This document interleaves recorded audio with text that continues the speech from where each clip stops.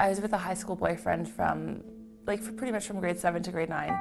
And then as soon as the pregnancy happened, the whole situation, like it wasn't his kid, and he was involved in gangs and drugs. And I was 18, pregnant. I was living in BC with my daughter's father, and I came back home here to Winnipeg, and my mom told me about Villa Rosa. I was 33 years old when I first came to Villa Rosa. I had been struggling with drugs and alcohol for many, many years, and so my family were very reluctant to take me in. My husband had died of a drug overdose and left me a widow and pregnant. That left me homeless, and I knew that if I didn't have anywhere to stay, I mean, the chances are of me having, anything to do with motherhood would probably be slim to none. When I was accepted, it was probably the best day of my life. I felt like, there was going to be some hope.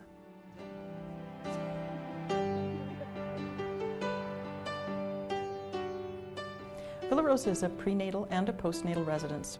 Over the last 10 or 15 years, the needs of our clientele has gone through the roof. We've seen huge increases in mothers arriving with fetal alcohol spectrum disorder, with mental health issues, with cognitive delays, with really high levels of addiction issues, backgrounds in violence, abuse, gang affiliation. When they come here, we like to really provide a sanctuary, a place to really focus on themselves and the future of themselves and their baby.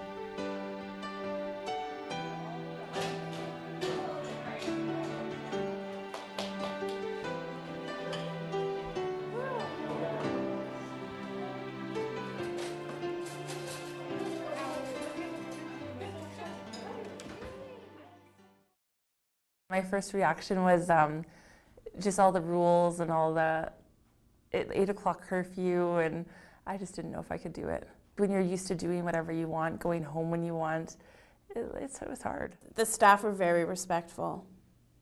They were understanding, they were caring, they weren't judgmental. We provide a safe and healthy place to stay and healthy, balanced, nutritious meals and snacks, as well as an opportunity to access the medical system, whether that be a doctor or a midwife. Programming, prenatal classes, labor and delivery support. We have wonderful volunteer labor companions who will attend a birth with a mom if she doesn't have anybody to go with her. We have different programs in parenting and adoption support. We really want to make sure our moms get a real holistic opportunity in the building so that they're really prepared for the birth of their baby and they can make their plans. Villa Rosa is made up of 2 buildings. We have our main residence that has 25 beds in it, which has our school and our parent-child center and our main dining room and living area. Villa Rosa doesn't make the determination whether a mother is given an opportunity to parent. We're looking at how do we help a healthy woman give birth to a healthy baby? How do we give these young families the best start that they deserve? For some of the women that are here, this is their first exposure to their culture. Some of them are smudging for the first time and seeing sage for the first time and learning the importance of their own sacredness at the time that that they're here. We have this belief that when these children are born, how they come into this world and how this mother's cared for is going to affect the next 7 generations of that family. So that's why it's so important that these women get a really strong spiritual, physical, emotional base for the bringing in this child. What's the trouble?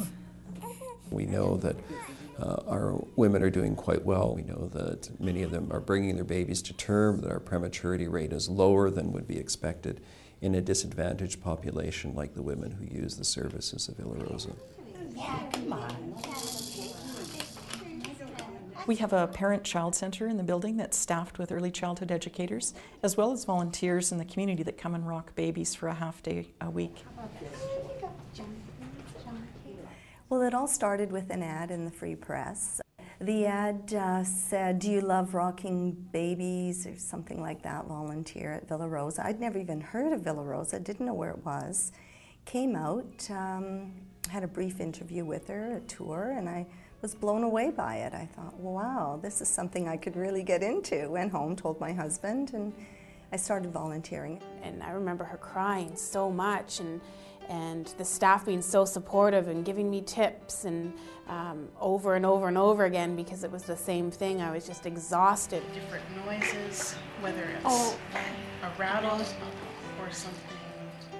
Once they've had their baby and they've had some successes in seeing what they can do and how they can take care of their baby and how they figure out what their baby needs and how it makes them feel, you see a lot of growth and confidence. We also have the postnatal house next door, which is an 8-suite apartment that our young mums can move into when they're looking for some pre-independent living skills. They're 1 bedroom with a small kitchen and living room, and they're all set up, everything that a young mum would need. And in the evening they have support by residential care workers, so that if baby's sick or they're having problems settling baby, that there's someone there that are able to give them a hand and problem solve. I didn't have any life skills left. I was street skilled. I mean, I knew how to survive on the street.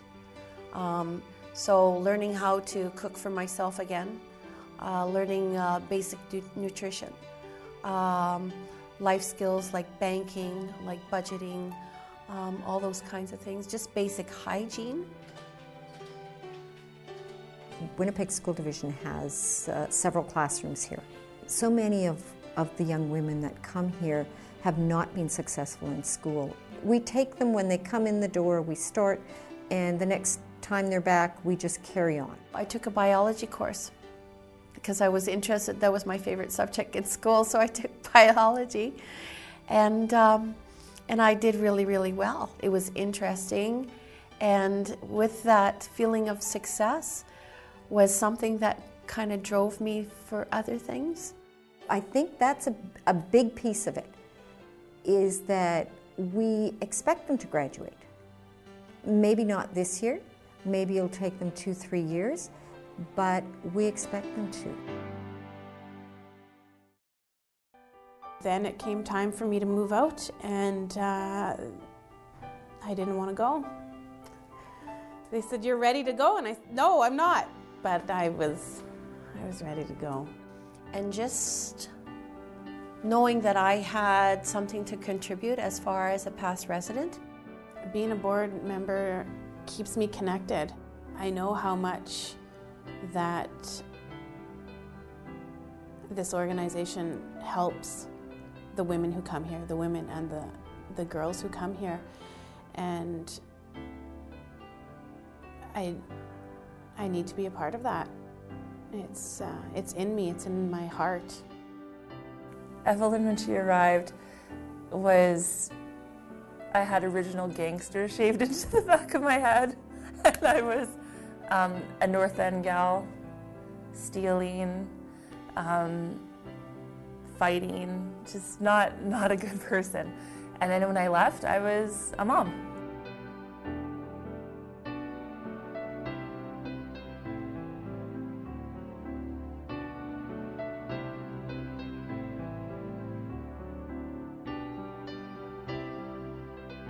Villa Rosa gave me confidence to be a mother on my own and to be able to live on our own and to be able to do anything I needed to do for myself and my daughter.